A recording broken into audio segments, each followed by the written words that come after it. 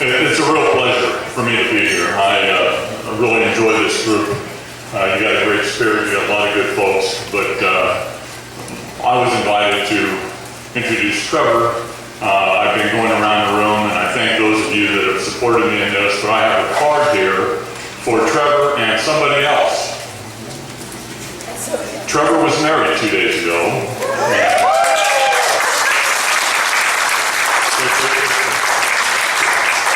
And where is Mrs. Loudon?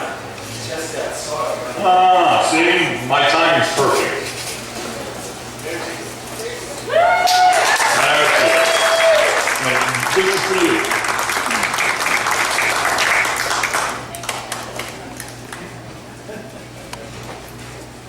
I first met Trevor through the work of Vicki at the Redlands Town Hall meeting last June.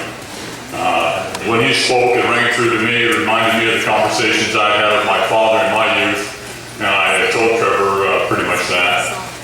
He mentioned at the time that the book, The Enemies Within, was up to be planned and being made into a movie. I'm not a wealthy guy, but I thought, okay, I'm going to put some effort into the movie. At CPAC, Trevor was there. It was kind of a target-rich environment, a lot of political people. So at the end of February, Trevor was there with the film crew. He went a couple weeks later down to Glenn Beck's place in Texas. I think it was the 8th of March. And we have a trailer for the film. I'd like to stop a second, and if they are ready, this is the 2.5-minute trailer for The Enemies Within. My name is Trevor Loudon.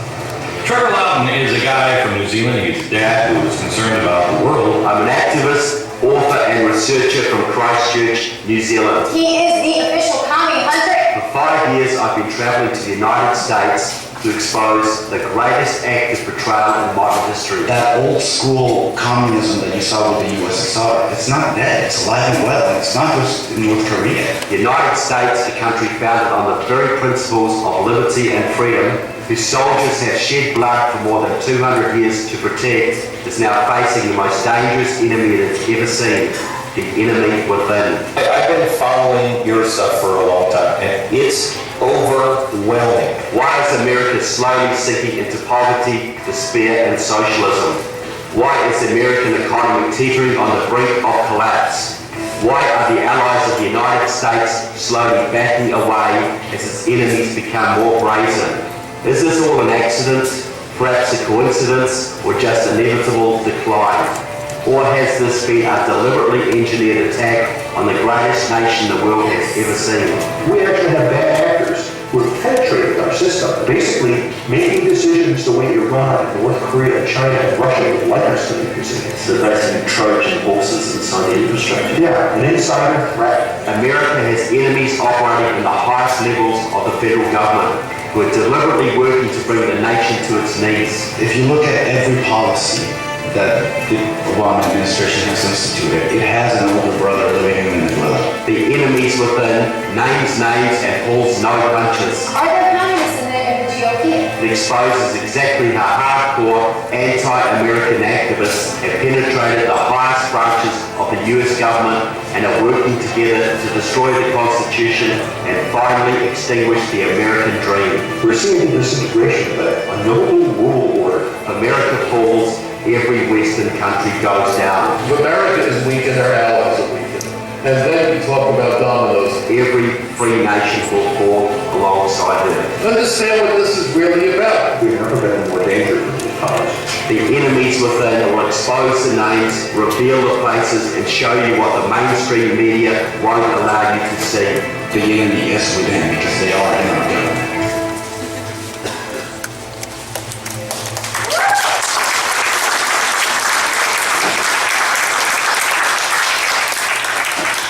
Just editorialize here a second.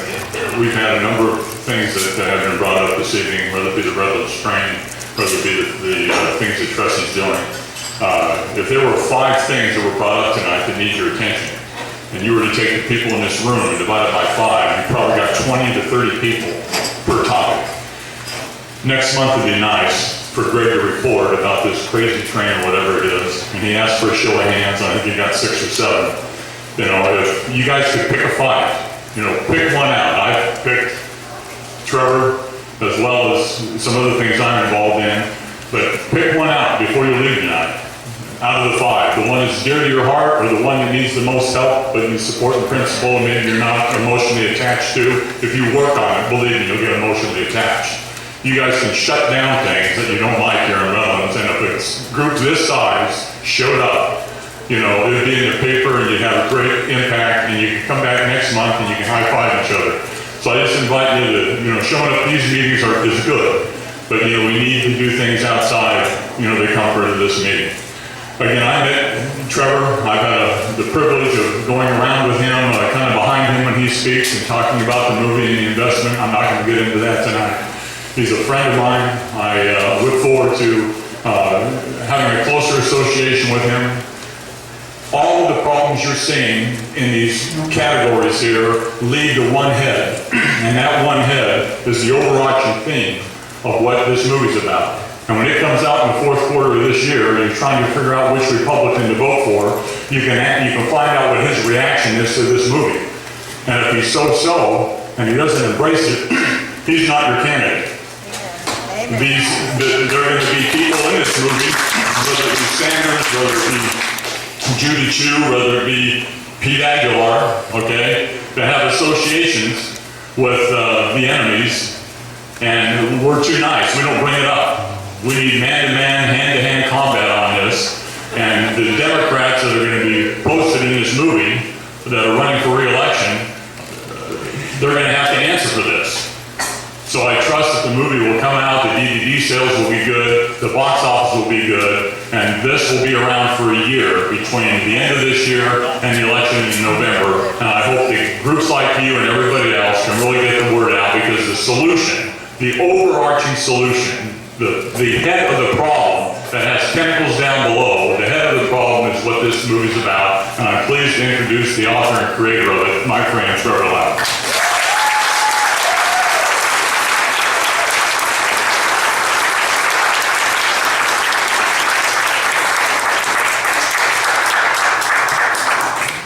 Thank you very much, Dennis, and thank you very much, Victoria.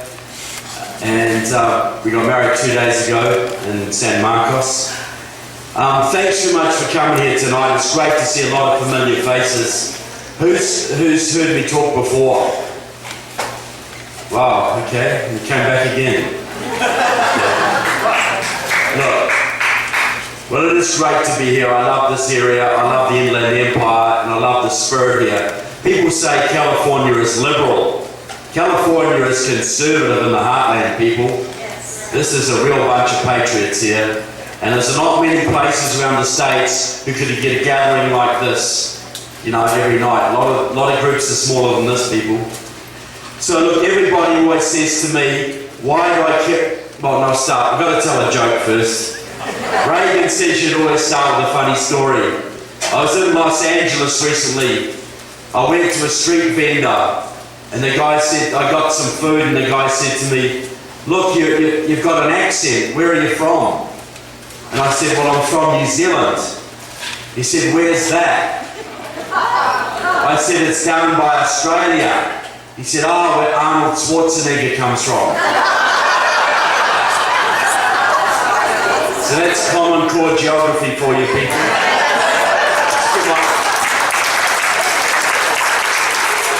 Just going to grab my water. Together.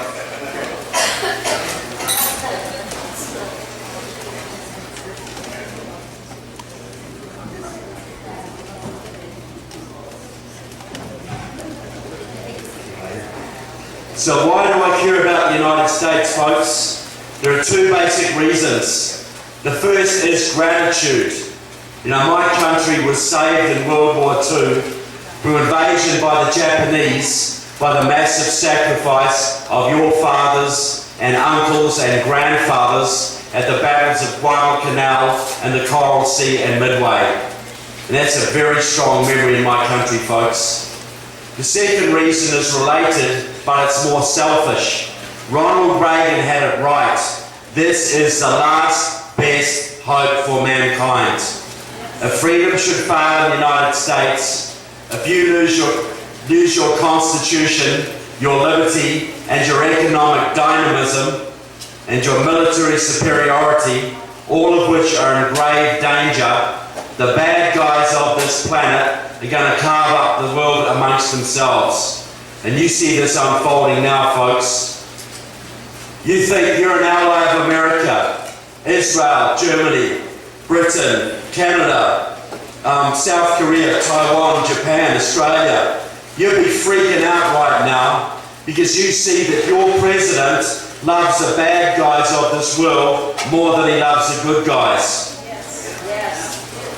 People, your allies look at you and they think, what is your president doing? One of his first acts of office was to cancel the missile shield that was supposed to protect the Czech Republic and Poland from the Russians. Then they saw him abandon Georgia to the Russians. Then when there was a genuine rebellion against the mullahs in Iran, Obama stood back and thousands of people were left to die, folks. And then when the Communist Party of Egypt and the Muslim Brotherhood took over that country, Obama cheered them on. And now your allies are looking at the Ukraine, folks. The Ukraine is so important. Whoever controls that will control Europe. And as Napoleon said, whoever controls Europe controls the world. The Ukraine has a treaty signed in your Senate under Bill Clinton guaranteeing them American protection in the event of Russian military aggression. They gave up their nuclear arsenal in exchange for an American promise. And now that they need it, where is it? So far, Obama has sent them a few $100 million of non-lethal aid and John Kerry. Who is John Kerry, people? He's basically Jane Fonda with less testosterone.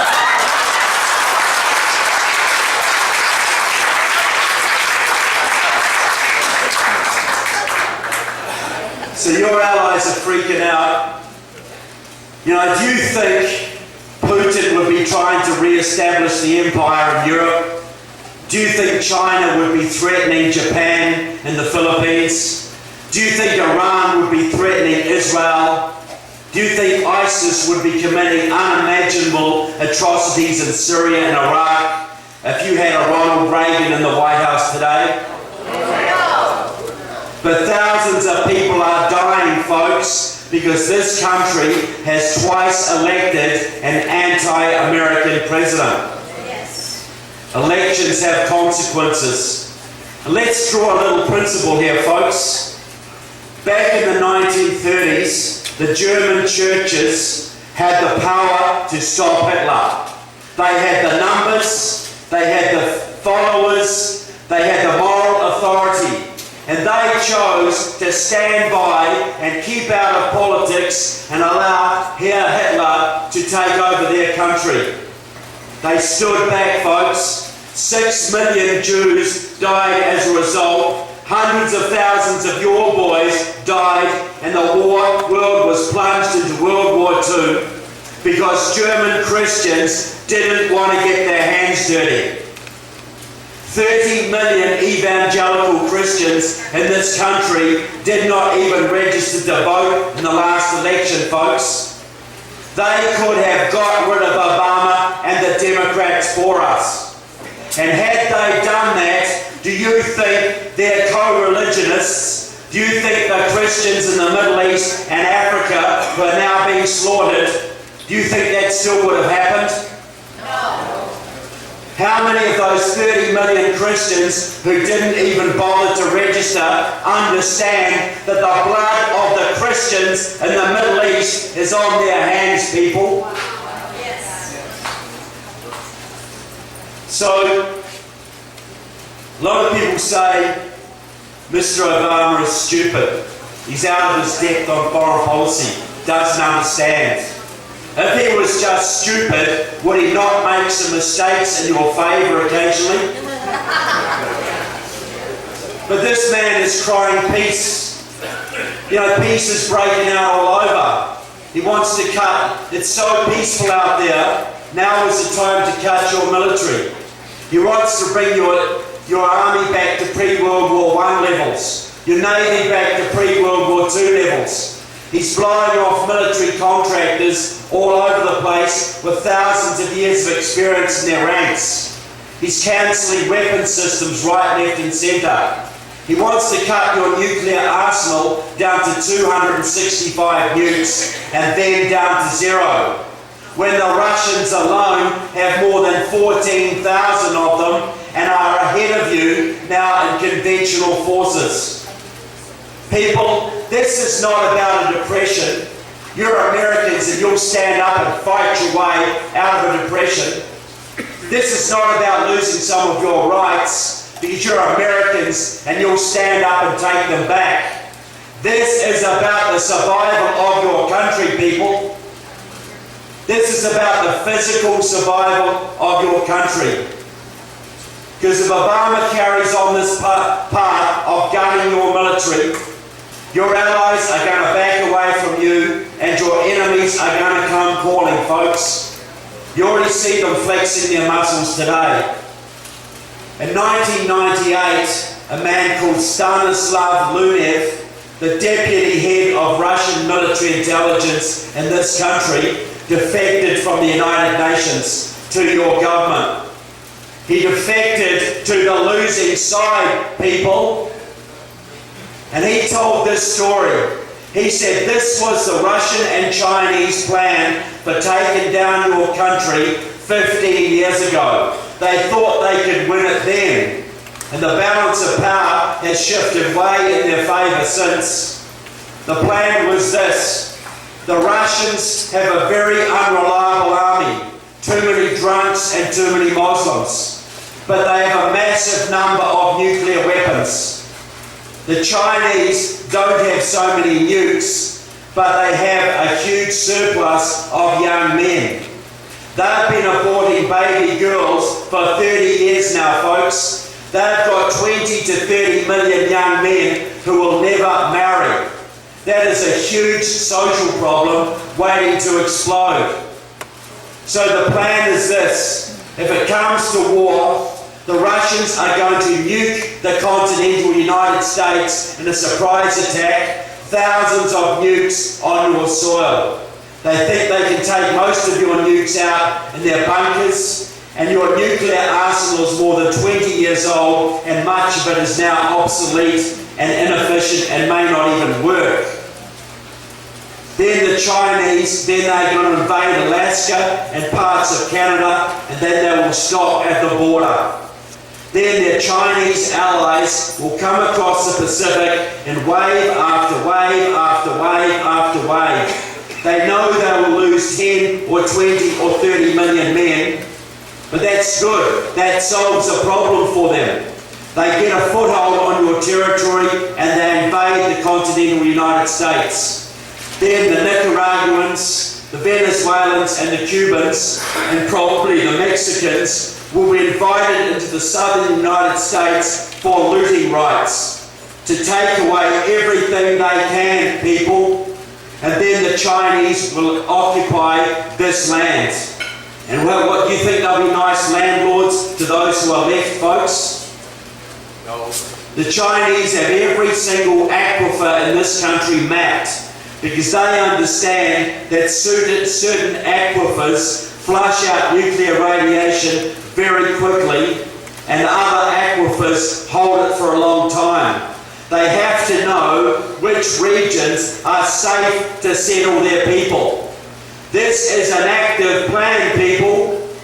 And these idiots who tell you that China will never attack you because you owe them too much money, that's like saying the mafia won't beat you up because you owe them too much vig, people.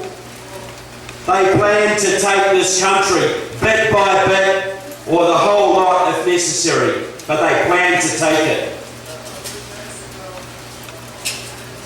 Now my books, I've got both of my books books here tonight. It's a few of my first book on Obama, quite a few of the other book. The first book was Barack Obama and the Enemies Within.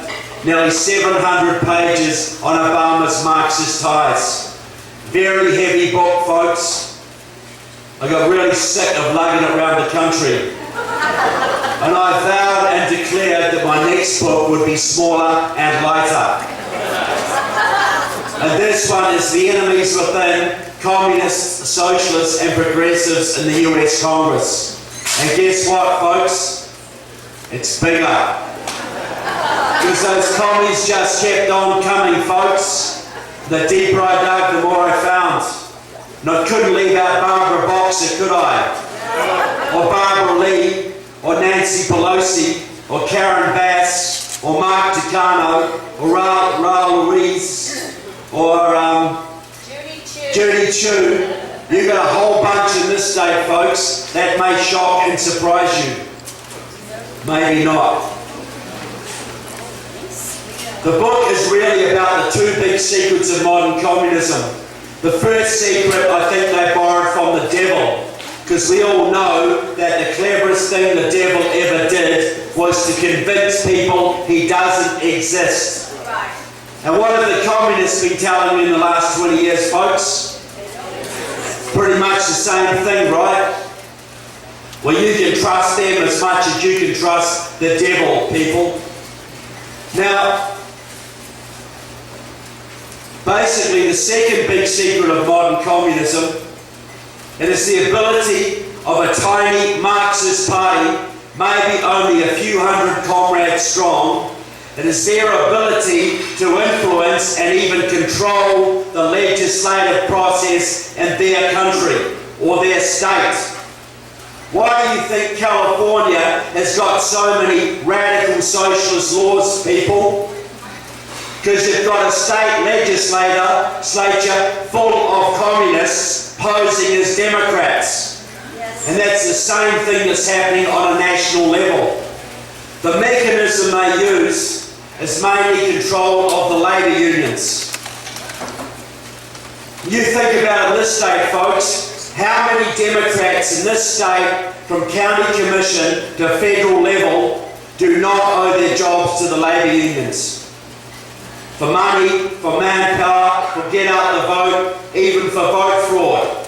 It's the unions that do it, people. The unions are the backbone of the Democratic Party. Absolutely. Now, you were very lucky in America for a long time because your unions were actually led by anti-communists like Lane Kirkland and George Meany. But in 1995, folks, everything changed. That was the year your largest Marxist group, Democratic Socialists of America, Gramsciist communists, that was the year they took over the AFL-CIO. They took over the unions, SEIU, AFSCME, NEA, United Auto Workers, every last one of them, and then they took over what was left of the Democratic Party. They purged all the Democrats they didn't want. Joe Lieberman, the senator from Connecticut, was one of the last ones to go because he was far too pro-Israel. And now they own that party and they are dictating its policies. Folks, the process is simple. The Marxists set a policy. This is what we want. It might be a ban on fracking. It might be tearing down dams on your rivers. It might be socialisation of student loans, green jobs, cap and trade, card check. It might be Obamacare. It might be an alliance with Iran, which they're now working on, people. A full alliance between Iran and America. All of these policies are communist policies. They started out in the unions. They started out with the communists. The communists made them union policy, and the unions made them Democrat policy. Now I want to give an example of how this works in practice, and this should resonate in this state. This is where it started. Comprehensive immigration reform, otherwise known as amnesty. Now, you have Republicans and I put that in inverted commas, like John McCain and Lindsey Graham, who will tell you that amnesty, yeah, boo, exactly, amnesty will be good for the GOP. Because if you give 10 or 11 or 20 million illegals citizenship and voting rights, they're all going to be so grateful they'll all become staunch Republicans, right? Just delusional. We know that the Latinos, who are the bulk of the illegals, are often very socially conservative, good Christian people. But they vote overwhelmingly Democrat, folks. They may change in 20 years, maybe. We have 18 months basically till the next election to save this country, folks. We've got 18 months to save this country. Not many of them are going to change in that time.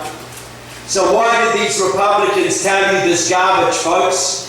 Could it be connected in any way to the fact that the US Chamber of Commerce has spent more than $1.7 billion promoting amnesty in the last 10 years?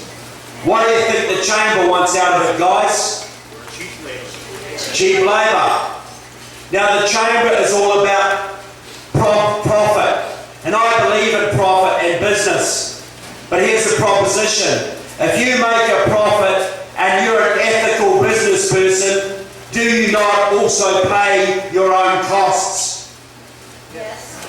So the costs of amnesty are the destruction of your border integrity, the massive endangerment of your national security, and the lessening of the rule of law in your lands. Huge costs, people. The Chamber is going to take the profits. Who is going to pay the costs? We are. You are, folks. Is that ethical business? No. And is it any wonder, is it any coincidence that the Republicans who tell you this garbage tend to be the ones most closely affiliated to the Chamber of Commerce and big agribusiness? Or am I being a little bit over-conspiratorial? What do you think? No. So the real driver of this is a man called Bert Corona, Communist Party member, started out in Los Angeles in the 1950s. He was he was a Democrat as well. He set up the Viva Kennedy clubs, the first organised efforts to bring Latinos into the Democratic Party. And he set up a whole network of groups through Southern California and the southern border states to encourage illegal immigrants. The purpose of these groups was to bring illegals across the border, get them work in factories and farms, get them citizenship and voting. The voting was the goal, folks. Now, Corona trained a whole bunch of disciples to carry on his work. 3 of them are very active today. They've transformed this state. The first one is Antonio Villagrosa, until recently the mayor of Los Angeles. A hardcore Marxist, he used to go down to Cuba to cut sugarcane for the Castro brothers. He turned Los Angeles into a sanctuary city. He forbade the LAPD from enforcing immigration laws, and the illegals flooded in the hundreds of thousands. Second member of this group, Gil Cedillo, a Communist Party supporter, until recently the Democratic head of the California State Senate. Big-time amnesty activist, he got the DREAM Act pushed through in the state about 3 years ago, which gave all sorts of so-called rights to the children of what they call undocumented workers. Third member of this group, the most powerful woman in the state, apart from Vicky,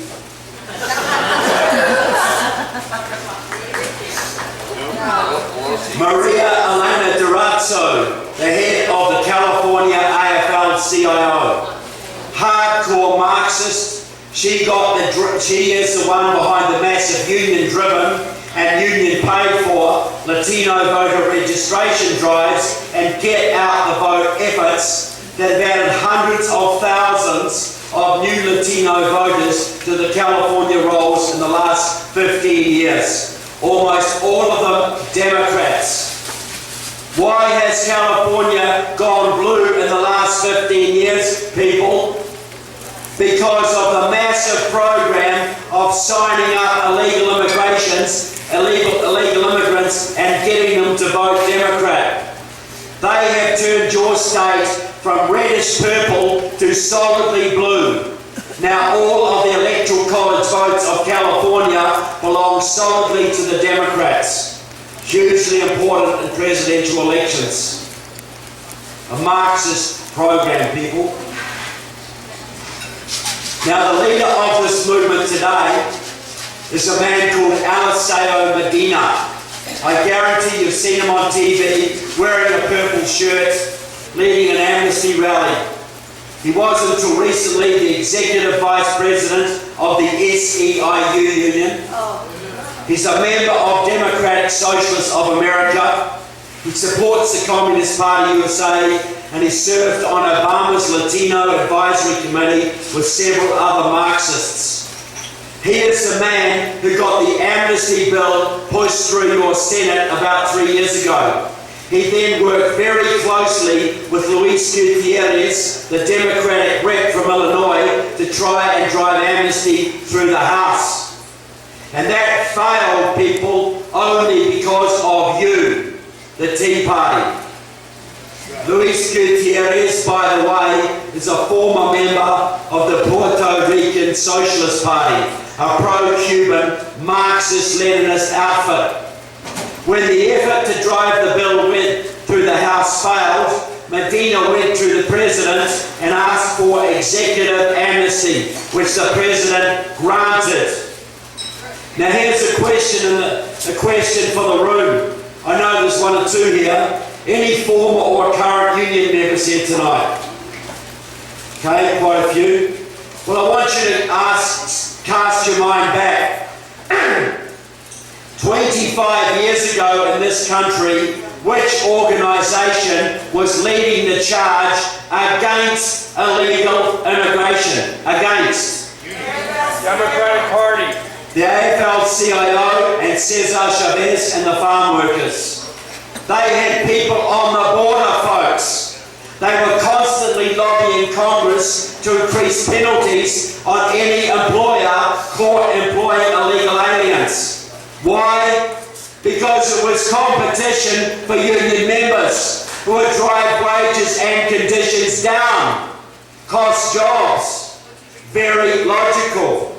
So in 2015, which organisation is leading the charge to legalise the illegals?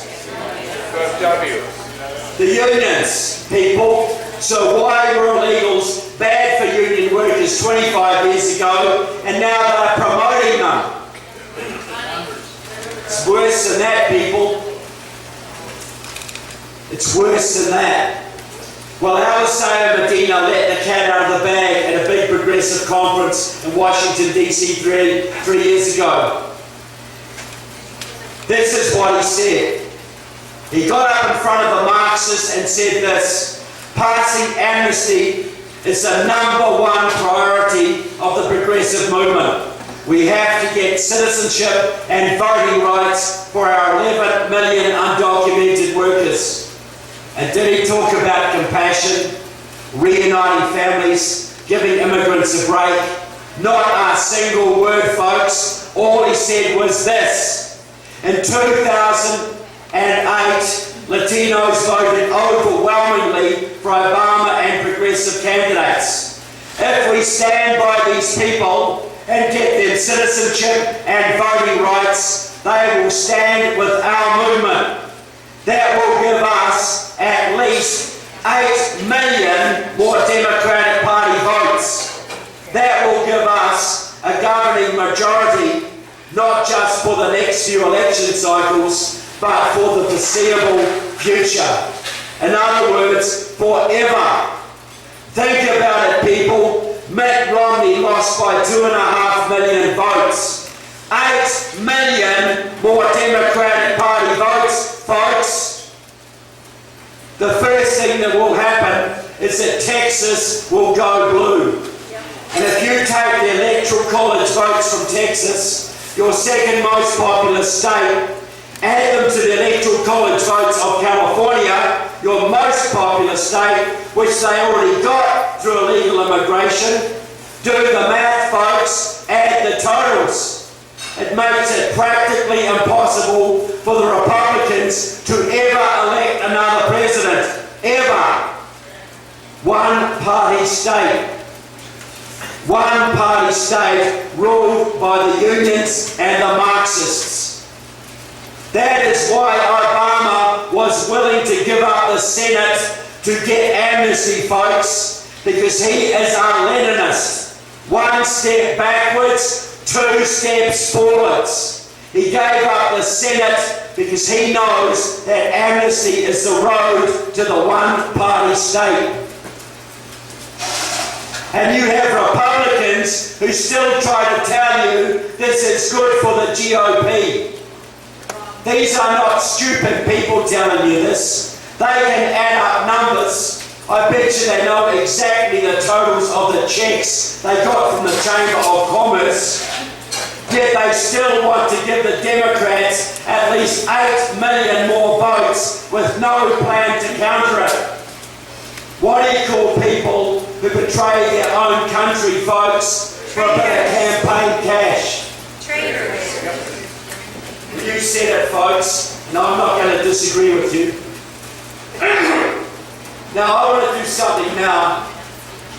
Look, I don't want to depress you people with any of that. I'm a little bit late. Sorry about that, guys. Look, if I thought there was no hope, look. Now, I want to go on a little bit of that that's point about treason, actually. I'll give a little bit more on that, because I'll ask you, look, anybody in this room ever applied for a federal government job, not counting military, who's willing to admit it? One or two of you? Okay, did any of you require FBI security checks for your positions? Okay, now is it true that they can go through your underwear drawers, check out your family background, overseas travel, education? Very, very thorough, right? Because they need to be able to trust you. This is the heart of the free world, folks. You might have state secrets under your control. You might be guarding the president. You might be guarding a nuclear facility. They need to trust you, because if you betray your country, you could cost thousands, if not millions, of lives. But what if you're a young Marxist radical like Barbara Lee, or Nancy Pelosi, or Barbara Boxer, who hangs around with the communists, and they control the Democratic Party and the unions, and they can get you elected to Congress or even the Senate, where you may serve on the Homeland Security Committee, the Armed Services Committee, even the Intelligence Committee, folks. And if you think that's far-fetched, Nancy Pelosi just put Andre Carson of Indiana on the Intelligence Committee, which oversees all of your 16 intelligence organizations. That man has well-known Marxist and Muslim Brotherhood ties, people, and he's now overseeing your entire intelligence community. You have got at least 100, okay.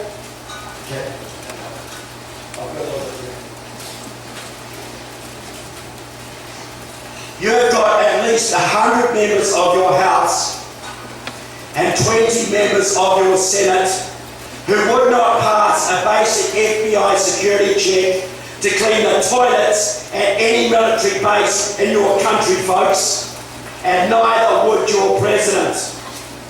Do you think that could be an issue? Yes. Do you think that could be causing some of your problems, people? Yes. Because you think about it this way. John Conyers has been in your Congress for 50 years now. one of your most senior congressmen. Right up there, people. He was the head for many years of the Judiciary Committee, the body that writes federal law. Also the body that oversees the Federal Bureau of Investigation. Which organisation in your country is supposed to be rooting out communists and spies and Muslim Brotherhood from your government? The FBI. John Conyers has got a 50-year history with the Communist Party USA, 40 years with Democratic Socialists of America, and he also supports the Workers' World Party, which supports North Korea, Iran, Cuba, and Zimbabwe. John Conyers is a hardcore anti-American Marxist-Leninist, as hardcore as you can get, folks. And he oversees the budget of the FBI. What's going to happen to the FBI's budget if they ever come after John Conyers or his many communist friends in your Congress, folks? Do you think the FBI is going to bite the hand that feeds them? No. So this is what our movie is about, folks. This is because if you're a young communist, you can get elected to Congress with no security checks, and once you're there, the FBI is not going to touch you because they're scared of John Conyers and his friends. We are going to change that, folks. We are going to expose those people to the American public.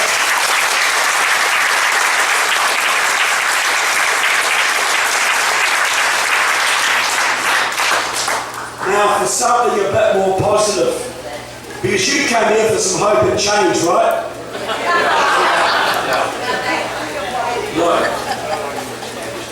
I want to go back in history. I want to go back in history because I think this illustrates where you are now. Because you have got one more chance to win, save this country, folks, and that is 2016. If the Democrats win, they're going to dissolve the southern border, they're going to import millions more voters, and they're going to import hundreds of thousands more from the Middle East, and they're going to make them all Democrats, and they're going to swamp your base, folks. That's their plan. There's only one force that can stop the Democrats, and that is the GOP. But the real question is this: what will the character of that GOP be? Because if Karl Rove has his way and he gives you a candidate like Jeb, Common Core is wonderful, illegal immigration is an act of love, Bush, you're done, folks. Because your base is going to stay home in disgust, and either Hillary Clinton or Pocahontas Warren will be your next president. But if you have a real fighter, folks, someone with a proven record of sticking up his fist for the Constitution and sticking it to the establishment, someone like a Ted Cruz, for instance, things could be very different. And I do not want to disrespect the people here who might support Ben Carson or Scott Walker or some other candidate. I'll say why I picked this man, but you can substitute anyone else for the principles I'm going to talk about. So, go back to 1976. You have been losing your liberties, Republican, Democrat, for decades. And the people were pretty darn disgusted. But they had no choices. But that year they finally got an option. That year a man came out of California who spoke of a shining city on the hill, peace through strength and liberty and the Constitution. And hundreds of thousands of people just like you loved Ronald Reagan's message. And they all got fired up and they joined the Republican Party to help him get that nomination. And what did the Rockefeller Republicans, what did they think of Ronald Reagan and his supporters, folks? They hated him, folks. The old guard of the day, the Karl Roves and the John Boehners of 1976, hated Ronald Reagan. They slandered him, they dirty tricked him, they sabotaged him. Ronald Reagan was far too extreme to be elected. Ronald Reagan would destroy the GOP. Ronald Reagan was banned from Ohio in 1976 by the Ohio State GOP, folks. And they beat him. They just beat him, and they gave the nomination to Jimmy Carter, and gave the nomination to Gerald Ford, and he went up against Jimmy Carter, and Carter won. How did those Carter years work out, guys? Lousy.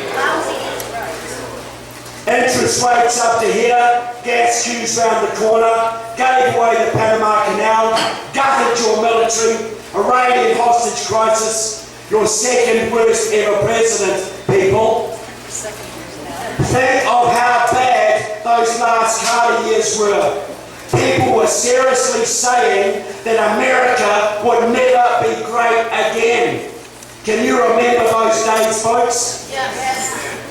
But the really important point is this. The grassroots, the people just like you, did not give up. They took over the GOP precinct positions, the township committees, the nominating bodies of the party. When Reagan ran again in 1980, this time they were ready, and this time they would not take no for an answer. This time they forced the GOP old guard to give them their candidate. And Reagan got it, folks. He got the nomination, he went up against Jimmy Carter, and he took him out 48 states to 2.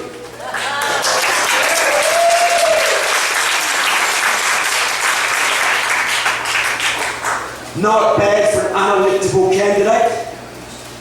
Folks, the interests, the Iranian hostages were back on the first day. The interest rates went down, the taxes went down, the economy boomed. He rebuilt your military, he rebuilt the pride in this country, and he took out the Soviet Union without firing a shot. Any better president in the 20th century? No. Anyone even close? No. And why did you have a Reagan revolution? Because people just like you stuck it to the Karl Roves and the John Boehners of the day, and you decided the candidate. Yes. Could there be a message for today? Because right now, folks, right now, this country is Jimmy Carter on steroids. Yes. And you need Ronald Reagan on meth to turn this around, guys. Because you've got to go way beyond Reagan. You have to gut your federal government and restore your constitution. Yes. But how do you do it? Reagan was a genius. He could unite the social conservatives, the fiscal conservatives, the defence conservatives. He could inspire the evangelical Christians. He could bring the Reagan Democrats across. The great Reagan coalition. But right now, folks, your base is very fractured. You've got 1 million libertarians who gave their vote to Gary Johnson last time. You've got social conservatives, fiscal conservatives. You've got Tea Party Republicans. You've got moderate Republicans. You've got 4 million Republicans who didn't even bother to vote last time. Could have won the election, folks. And you've got more than 30 million Christians who are not even registered. With all of the vote fraud against you, the media against you, the dirty tricks against you, can you afford to lose any element of your base if you're going to win and make that victory worth something? No. So this is what I would do, folks, if I was a man like Ted Cruz. Doesn't have to be Ted, could be Scott Walker or Ben Carson. Anybody could do this, but this is what they should do. They should see, this is the thing. The Democrats have a smaller base than you, but they bribe their base to vote. We cannot bribe our base. We have to inspire our base. And I can only think of two leading Republicans who've inspired anybody in the last 30 years. Ronald Reagan and Sarah Palin. Yes. Anyone else? Maybe George Bush sometimes. George Bush too, after 9/11. Yeah. But look, so we have to inspire our base. And how do you inspire your base? By being as weak and wimpy as you can and trying to win by saying how bad the Democrats are? Is that inspiring the base? No. Has it worked in the last two elections? No. So why the hell are they trying to do it again, folks? So this is what I would do if I was Ted Cruz. I'd go to every element of your base and say something like this. We've got one chance left. We have to unify. We have to take the country back. And this is the incentive I'm going to give you to get in behind me. The first thing I'm going to do is name Alan West on my VP ticket right now.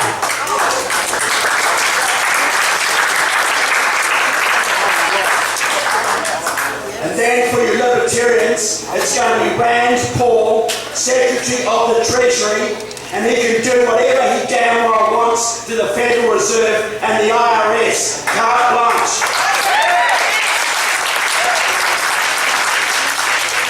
And we'll make Ron his deputy to make sure he doesn't. Sarah Palin, Secretary of Energy. Drill, baby, drill.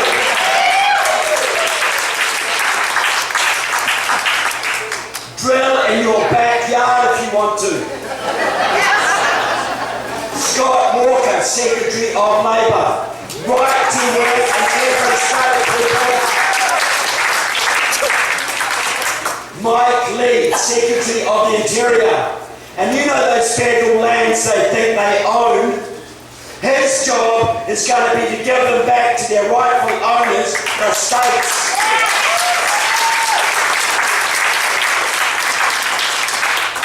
Michelle Bachmann, Secretary of Commerce. Deregulate, deregulate, deregulate. EPA gone, OSHA gone. Get American businesses working and employing people again.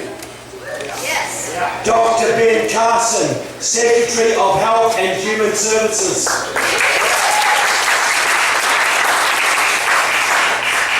End the welfare culture in this country. Restore dignity to your communities. Secretary of State, John Bolton.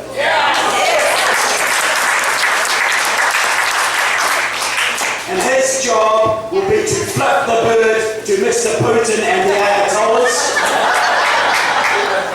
and to rebuild the Western Alliance. They're very important. Ambassador to the United Nations. No one.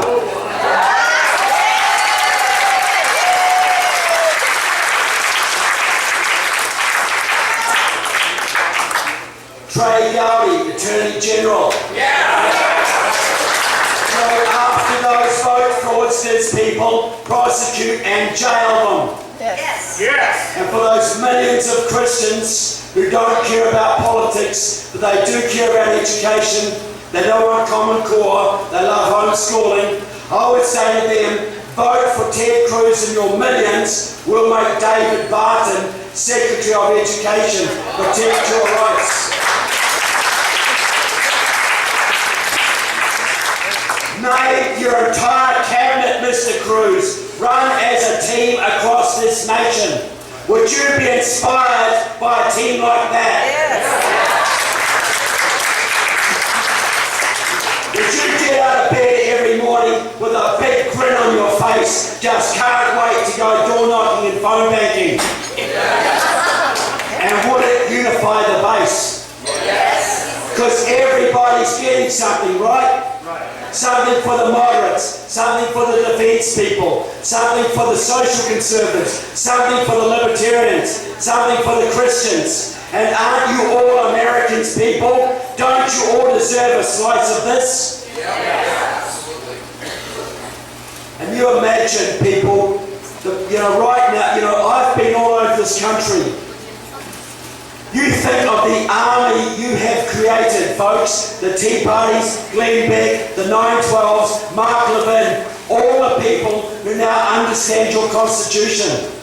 I've been to 43 of the 57 states now, folks. You've got 2 to go. Yes, Mr. Panzerella. And you did Common Core geography too, did you?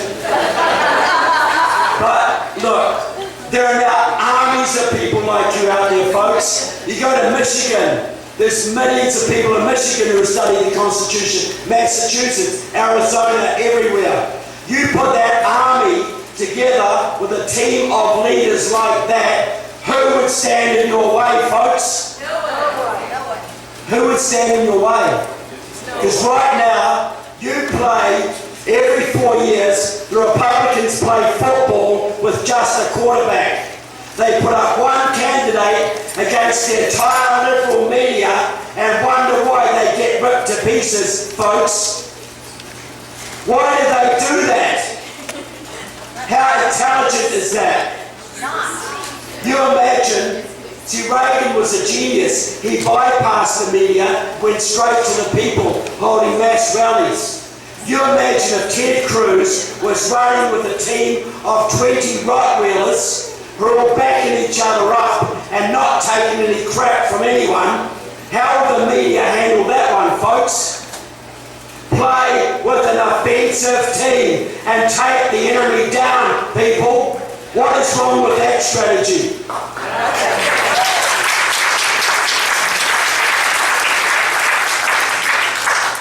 And there is a precedent for this. Ronald Reagan named his cabinet in '76, but there's an even greater precedent. You didn't just have one founding father, guys. You didn't just have George Washington. You had George Washington and Samuel Adams and Patrick Henry and James Madison and Thomas Jefferson and Benjamin Franklin. You had a whole team to run that revolution, people. And they were human. They had their egos, they had their agendas, but they put them aside for the sake of the country and the good of the revolution. And look at what they gave you, people. Look at the amazing country they created for you. So what I'm asking from you is 18 more months of the hardest political work you have ever done. I know what this cost you, folks. Money, time, commitment, time away from your friends and families. I know what this cost you. Hard, thankless work, and I'm asking for more of it, folks. Because 18 months is going to decide the fate of not just this country, but my country. Not just your children, but my children. I can't promise you very much, but I can promise you 2 things. If you do nothing, your children will live in slavery in this land. Yes. But if you give it everything you have got, people, every ounce of energy within you, everything you've got for your country, your God, and your Constitution, the very least I can promise you is that you will earn the right to look your children in the eye and say, I did everything I could. What is that worth to you, folks? And if you win, and you can win, you will give your children not just the amazing country that you inherited, but one even greater. Is that worth fighting for? Yeah.